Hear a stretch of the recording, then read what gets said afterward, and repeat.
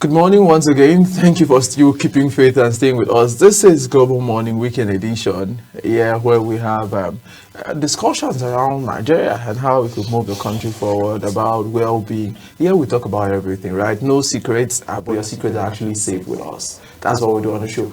Joining us this morning as we talk about nation building, young people as catalysts, is the special advisor to the Katsina State Governor, who just came into Abuja, and I had to hijack him into the studio, MS Ngawa. I hope I got the name correct. Yes. He's also a chemical engineer by training, and he does a lot of things about youth. I go on your page and I see you always posting opportunities for young people. So that's away from your work, because you could just say I'm a state to governor and stick within the confines of your work, but you got to have a way to actually keep seeing how to assist young people. You're welcome to Global Morning on Global Television. Thank you very much for having me.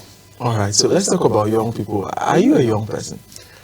Yes, to be honest, I'm a young person because in whatever context you look at it, even in the context of 35 years, I'm still within that age bracket because I'm not up to 35 years. So I'm a very young person, and if you're talking about young people and you see me there, I'm at the right place. All right. So, but there are talks about employment. There are talks about opportunities. There are talks about openings for young people in Nigeria, especially people who are where we are now in the northern region of Nigeria. The statistics says that they are disproportional in having opportunities. I like that you talk about opportunities for young people in Nigeria generally, and maybe you could pick some and do an analysis in the north. So this is one of the reasons that even motivated me to start doing what I'm doing, because in just few years of my career I traveled a lot. I've been to a lot of places within and outside Nigeria, and I worked in 4 different geopolitical zones and then 5 or 6 different states. And so I've seen opportunities, and then I have analyzed the gap between the northern youth and the counterparts. So to be honest with you, the major difference we have is not about the talent or the capacity. It's about access to the opportunities.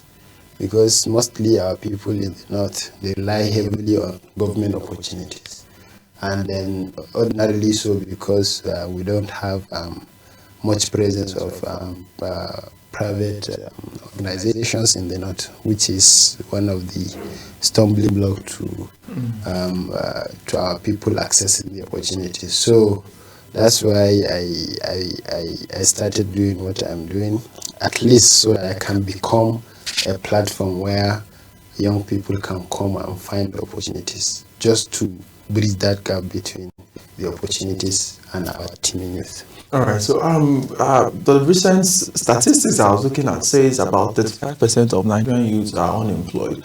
But even those who've gotten employment, there are questions about underemployment, how employable. Myself and my colleague before, we were just talking this morning about the fact that house rent, in Nigeria is getting very crazy. For a country which minimum wage is 70,000, you can't even afford a decent apartment, even with your 4-month salary. You are getting 70,000 as a pay. So let's talk about this. How and we know that to get opportunities, sometimes you need funding.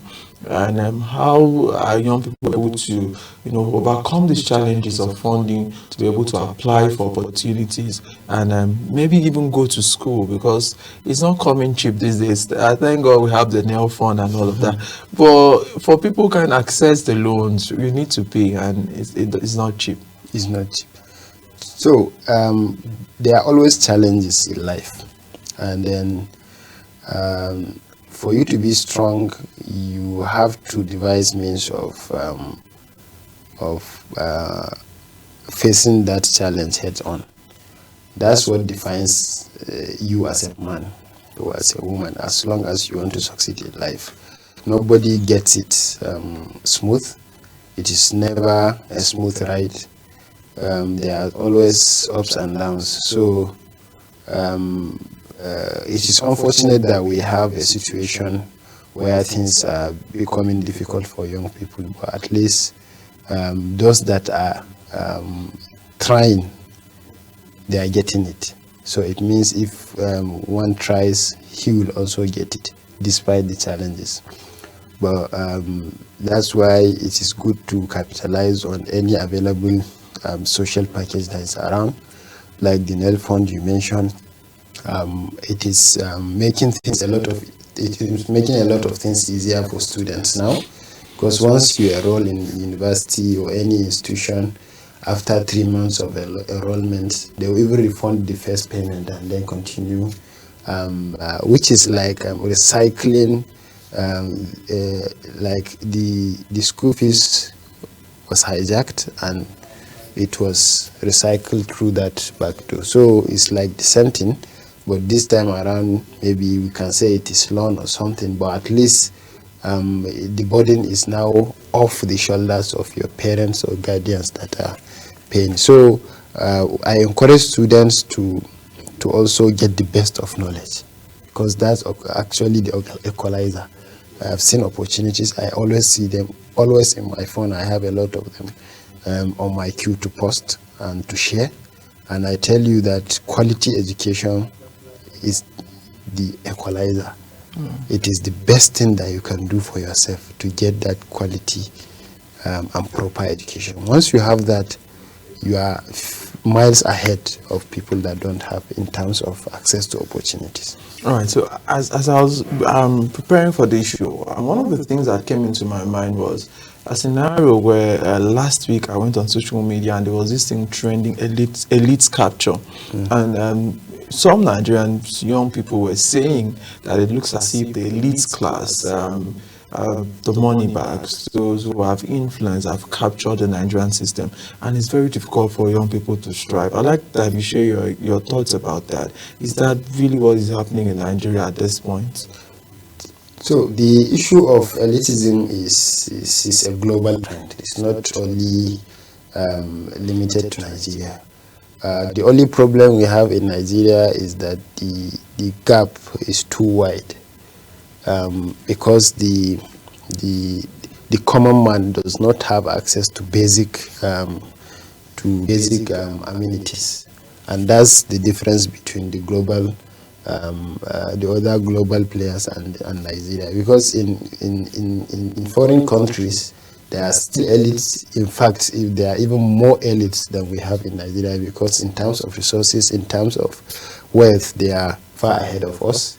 But the issue is that their common people have access to basic amenities. So that's the difference we have in Nigeria, and that's why we look at it as if our own is worse in this country. But I don't buy that idea. My own is I advocate a society where the common man gets the basic amenities and the elites can go ahead and do their elitism. Because a lot of people are not after acquiring a lot of wealth.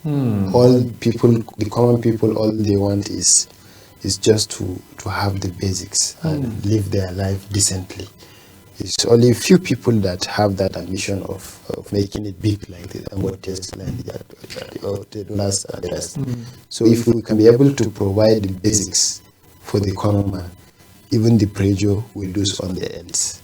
All right, so there's also a question about godfatherism, or where you have people that are qualified are not given opportunities because they are asked about who do you know. There's this institution, I don't want to mention the names on national TV now, but we got a report, somebody went for training and all of that, got to a stage where he was supposed to be admitted and was asked who recommended you.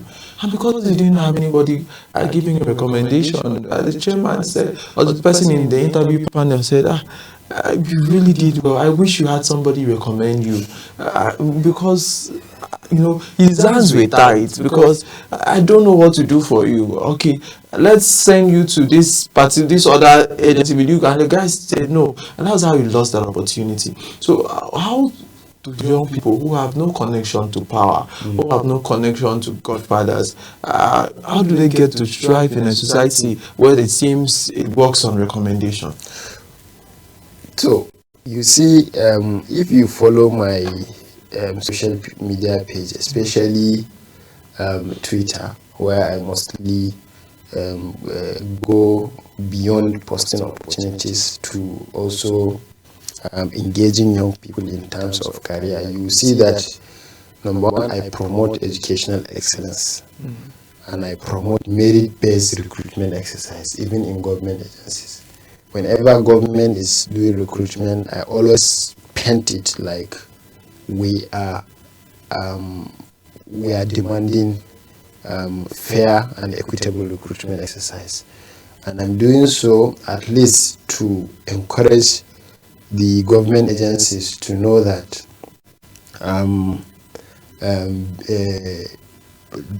doing that recruitment in a fair manner will help them engage the best hands that will protect the future of their organizations.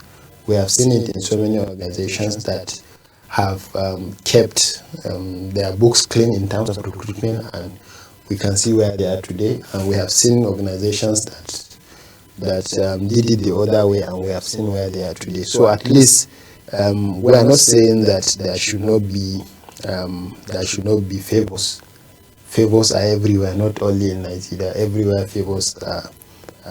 There are favors in everything. I'd like to understand what the favors are. Yes, what I mean by favors, I mean there are favors in even the recruitment exercise, even in abroad.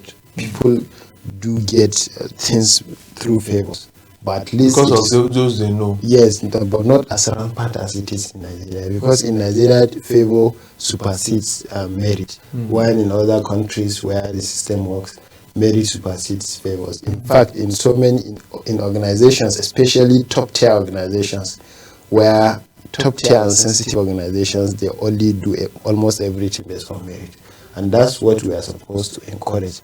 Even if there are favors, but they should not be at the detriment of the talent we have, of the merit that is supposed to promote excellence within the system. And if you look at our system in Nigeria, you realize that this recruitment exercise is one of the reasons why we have a very poor system of administration, because everyone gets there because they know someone, everyone gets there because of nepotism and what have you. So that's why we don't have capable hands overseeing the affairs of our country, and this is becoming this is denting on our future.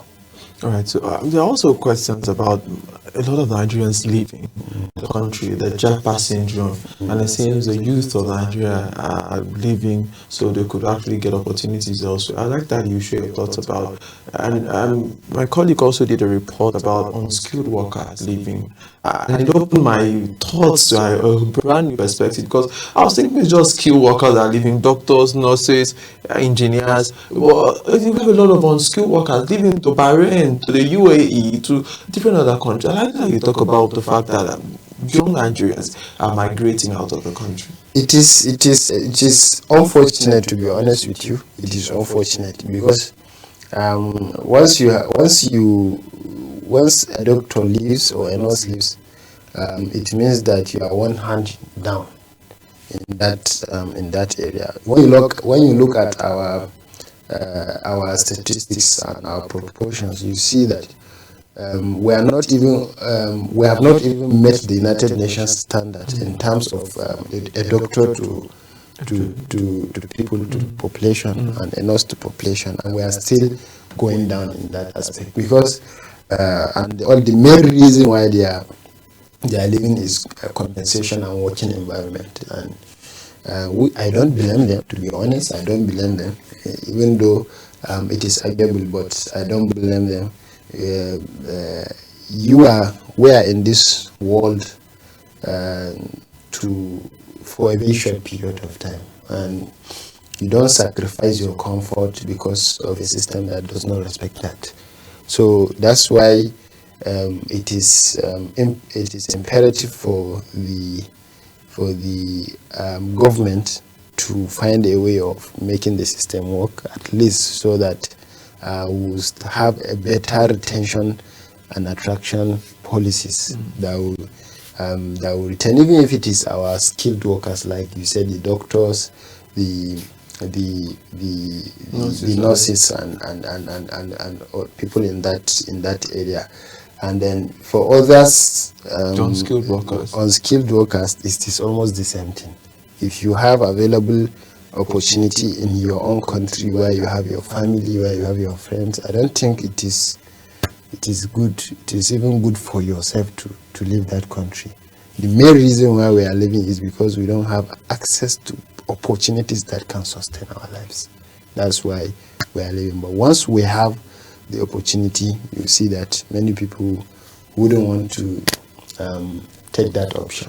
Right, so I'd like to talk to you now about a lot of young people now seeing politics as a gateway towards escaping poverty, or just flying beyond the social strata. And it seems in so many Nigerians, you ask somebody, what do you do? So the person say, I'm a politician. And you're like, is being a politician like a job?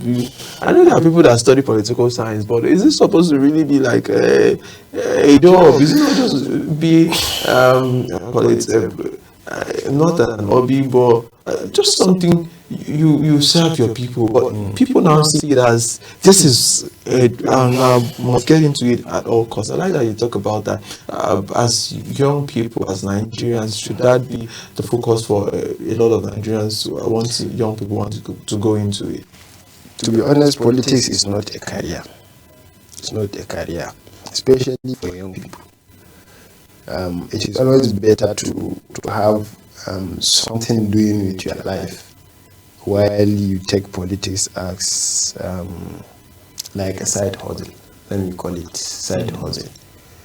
Just like you said, politics is supposed to be an avenue where you go and give your part to nation building.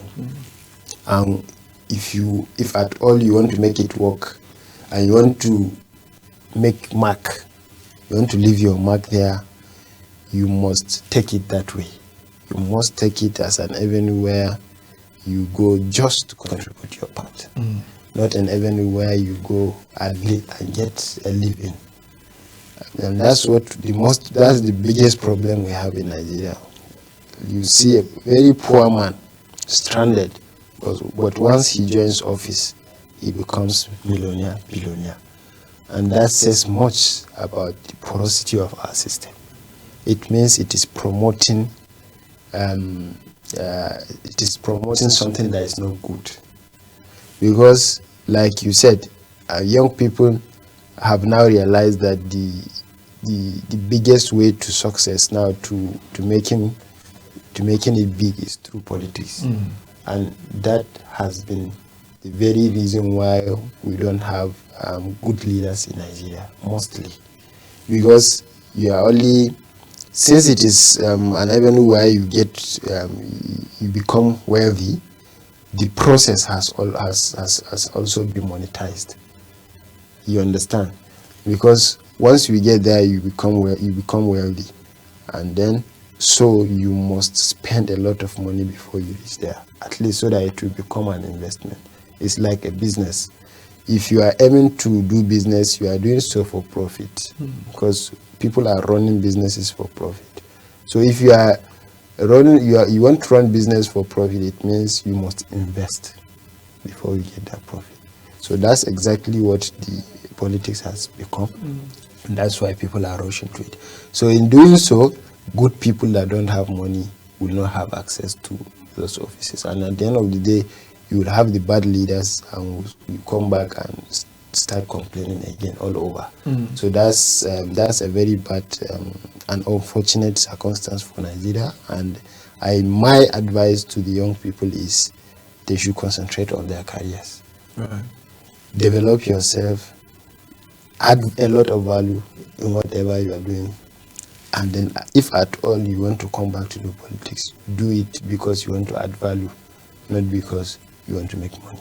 All right, so I'm going to be asking you one more question before we go for a break, and when we come back, I ask a few questions about Katsina State and how young people in your state are faring and all of that. But the question is, we saw a new movement in Nigeria with the NSAS. We saw young people get involved, and it was police brutality that was front page, but I think the issues that we raised was actually a systemic issue more than even police brutality.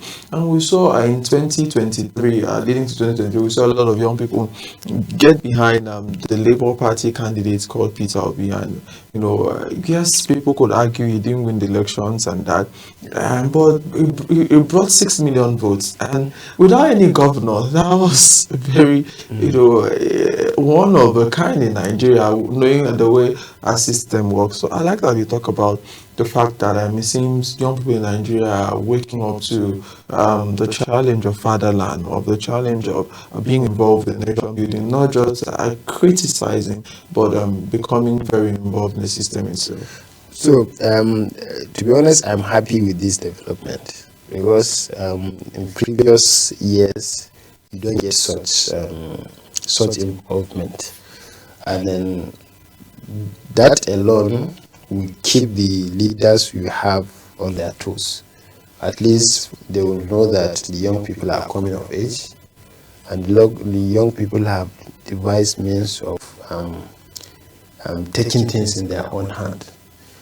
Like you said, Peter Obi got 6 million votes without any governor, which is unprecedented in the history of Nigeria. And then majority of people that voted for him are young people, and majority of people that promoted him are young people. It means that they have identified what they want, and they worked hard to get it. Even though they did not get it, at least this is a success for them. Because me, I categorize it as a success for the obedience because of that their endeavor. Because it's very hard for you to achieve that without commitment and without sacrifice.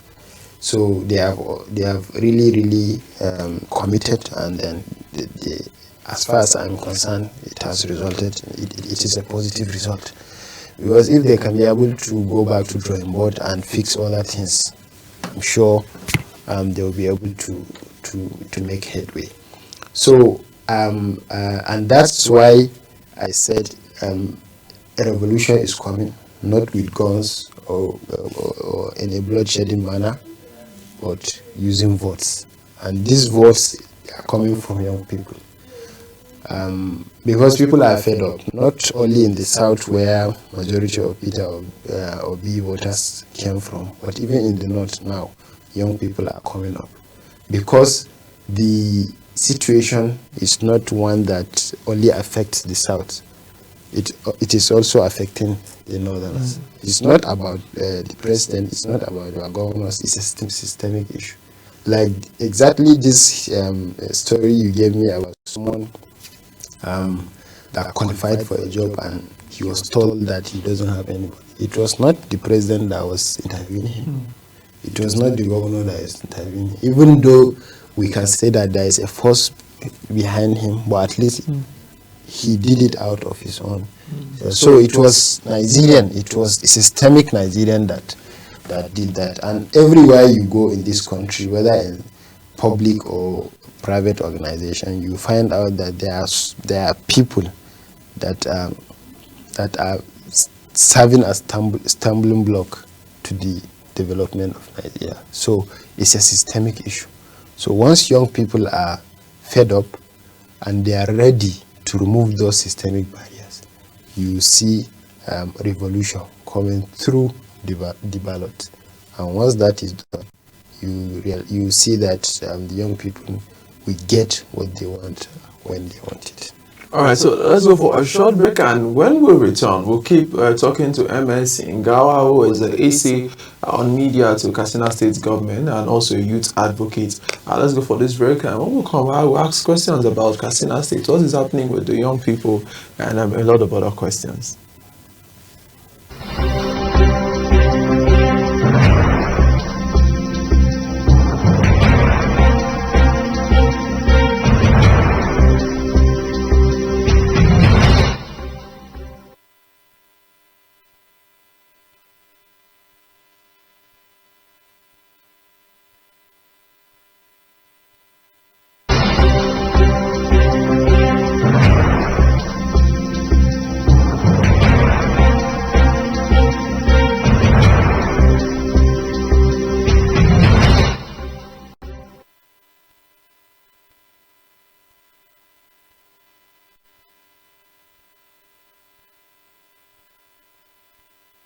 Welcome back. If you're just joining us, this is Global Morning on Global Television. We are on 365 DSTV and 276 on Star Times. This morning on Global Television, Global Morning Weekend Edition, we are talking to MS Ingawa, who is the essay on media to Katsina State Governor.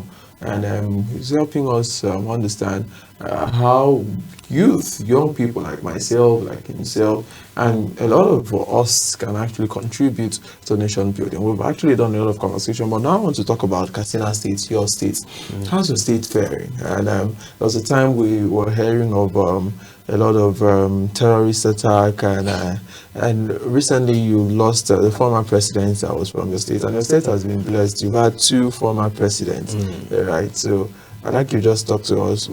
How's the condition? What's the situation of things in Katsina, especially as it relates to young people at this time? So Katsina State is state like every other state. I can say top 5 in terms of population in the country, with about 10 million people, and then just like the national average, we have about 60 to 70% of young people in our population, which is a very good one, active population. When you have majority of population young people, you have active population.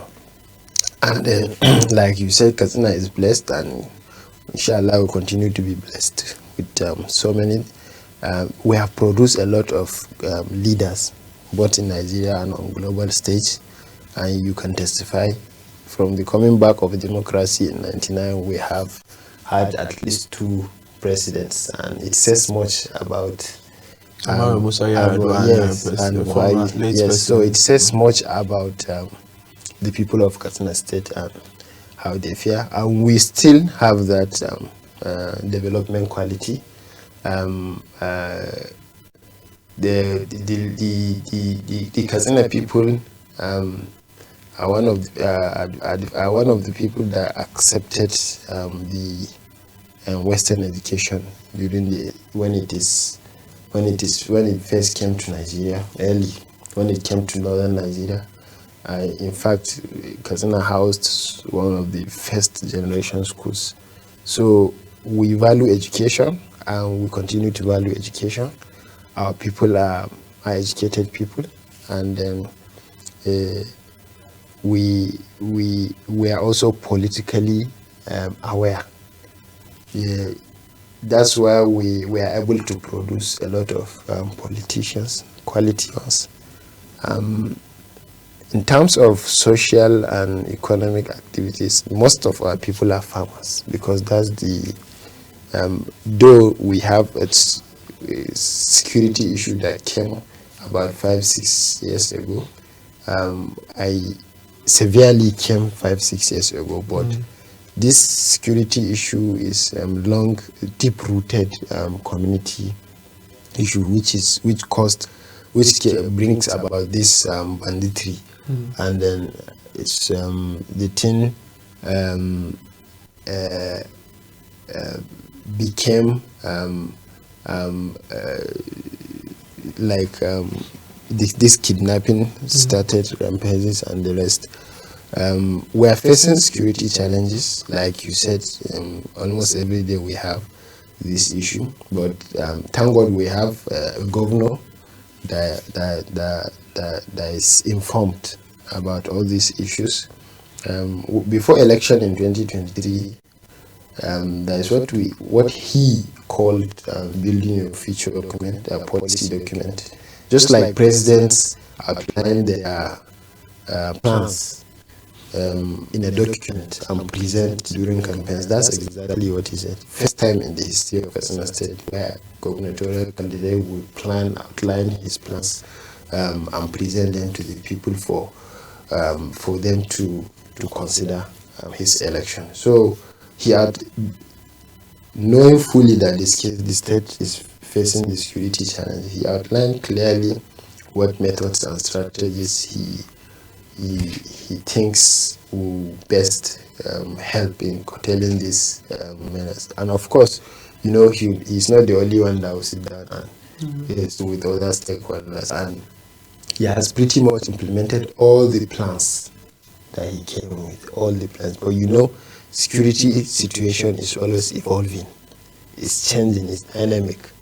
There are so many unforeseen events and circumstances that once you implement this plan, something else will come up and you have to implement another response plan. So, well, he's up to it. He's day and night, even recently in the Executive Council. In fact, the Executive Council that was held recently, I think last week, all the approvals were in line with security.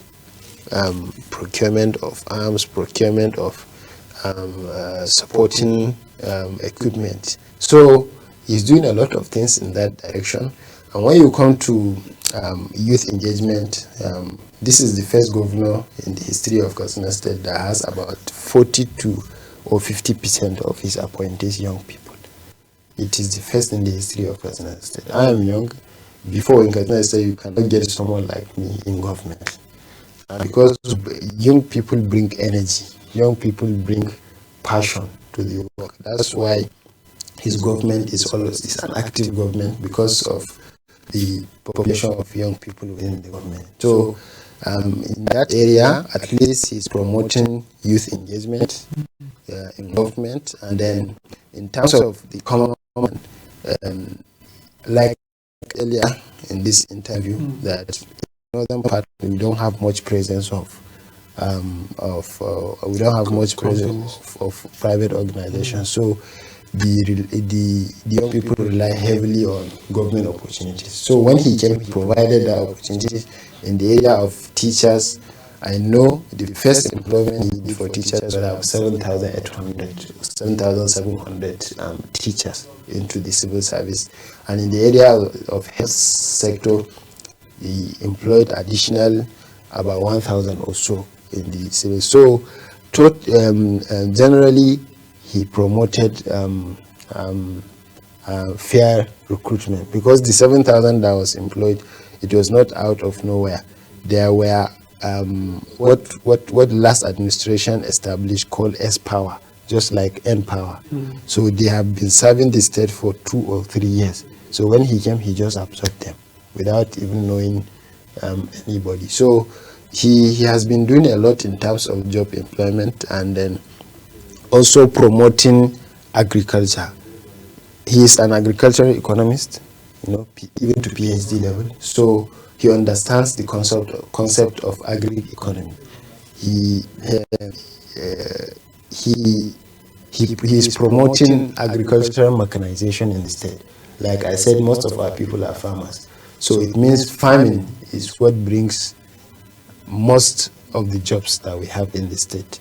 So he's promoting agricultural mechanization to promote that farming, and while doing so, creating job opportunities for young people in the state. He distributed a lot of farming equipment. We now have agri-mechanization centers in every local government, unprecedented.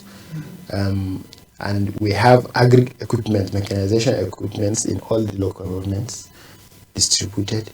And we have the extension officers also recruited and then equipped to provide agricultural extension services, which is also promoting agriculture in the state. And once you can promote agriculture in Katsina State, you are creating jobs. Right, so there are questions about young people who are very vibrant, also being used as stocks, and especially by politicians to cause mayhem. I'd like that you talk to me about that in your state. How do we change the narrative where we have some young persons being motivated to do things untoward or destroy government properties? And how are you working with that? Maybe you also link with insecurity, and how do we get young people out? Because most of those who commit vices are actually also young people. So how do we change that mindset and make them involved in nation building, like we are talking about this morning? So, like I said earlier, the most important aspect of nation building for young people is education. Yeah. Because once young people are educated, they will know how to fend for themselves. And once they attend to their needs first, their personal needs, the next is to attend to the needs of their immediate environment. Family, friends, and immediate communities. And once they are able to start attending to those needs, the next is they will start thinking of attending to the needs of their states, to the needs of their country. That's how you build a nation. But a person that is not educated does not have those capabilities. So that's why recently I launched a foundation called Inga Fellowship Forum, where we provide mentorship, educational scholarships, and sponsorships. We provide a lot of things, mentorship, coaching, and what have you, under that foundation. And what we aim to achieve is to promote educational excellence at grassroots level. Because my belief is that once you have an informed person, educated person, you have a better community.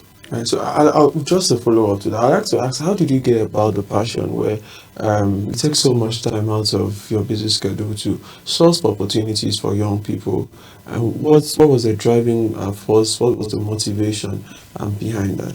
Like I said, I want to become a platform where you come to see opportunities. And then my belief is that even in Islam, we believe that helping people is the best form of living. That's what we are taught. The best of you is the one that is helping others. That's what we are taught at young age. So that's why I believe even if this is all I'm going to do in this life, it is enough for me. At least someone somewhere, I know, knowing or unknown, has gotten something through me, and it has been printed in his mind that I got this through, even without telling me, and that is enough for me in this life. All right, so that's the motivation. All right. So I'd like to ask now about what have you done different as a young person who is working in government? Because there are conversations about young people that were given opportunities, and then people say they misuse the opportunities. I don't want to mention names. There are some names that are thrown out there in public and say, he was a young person, he misused this opportunity, he did this. So as a young person who is also serving in government, what are you doing different that will not profile the young people in the wrong light? Okay. So my role is advisory role. It's not the executive role, but I make sure that whatever comes to my mind, whatever I think is right, I tell the governor, whether he likes it or not. Whatever comes to my mind, whatever I believe is good for the state or for Nigeria, I advise him. And then as my role has it, that's the only thing I can't go beyond advising. And like I told you, he's a listening governor. Once you bring something that is good,